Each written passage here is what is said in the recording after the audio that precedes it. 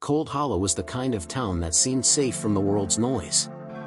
Nestled between fog-wrapped hills and surrounded by thick pine woods, it was the sort of place where every face was familiar, and strangers stood out before they even turned off the highway. The streets were narrow, the buildings old but kept alive by habit. Halloween was the town's proudest tradition, the one night each year when its quiet streets filled with color and laughter. No one imagined that would be the night it began. On the evening of October 31st, the air carried the smell of rain and smoke. Jack-o'-lanterns flickered on porches, their carved grins trembling in the wind. Children in costumes darted from house to house, voices rising in laughter that echoed through the narrow lanes. At 11:45 p.m., a bartender named Ethan Clark locked the doors of the Hollow Tap and stepped into the mist. He never made it home. By dawn, his car was found half a mile from Pine Bluff Woods, engine idling, driver's door open. Inside sat a single pumpkin, small, bright orange, freshly carved with the number 1. At first, police thought it was a prank. Halloween always drew odd behavior. But when the bartender failed to answer calls, a missing person report was filed, and the story began to spread across town like a slow infection. The next evening, another man vanished, a mechanic named Leo Daniels. He'd closed up his shop just before midnight. The following morning, his truck was discovered downtown, neatly parked beside the old mill. The keys were in the ignition. On the passenger seat rested another pumpkin, this one etched with the number 2.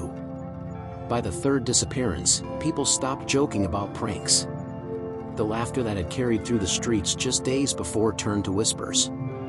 News crews arrived, filling the sidewalks with cables and cameras. They called it the Pumpkin Mystery. The locals called it something else, the Harvest. Detective Mara Ellison had been with the county police for 12 years. She wasn't supposed to take the case, technically it belonged to state investigators, but the disappearances had a way of drawing her in.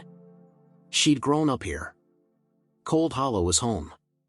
Each missing face on the bulletin board belonged to someone she'd served coffee to, or waved at from her car window. She couldn't look away. Her first step was to visit the sites in order. Each scene shared the same pattern: no struggle, no sign of forced entry, no footprints leading away from the vehicles. Only the pumpkins, always placed on the front seat as if presented deliberately. They were carved with precision, symmetrical, the edges smoothed by sandpaper. Whoever did it had taken their time. She sent the pumpkins to the state lab. They came back clean. No fingerprints, no tool marks. The seeds inside had been removed, washed, and returned.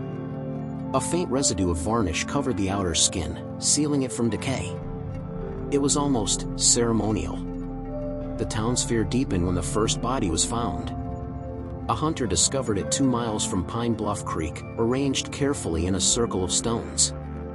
In the center of the clearing sat a pumpkin with the number 3 glowing faintly from a candle within.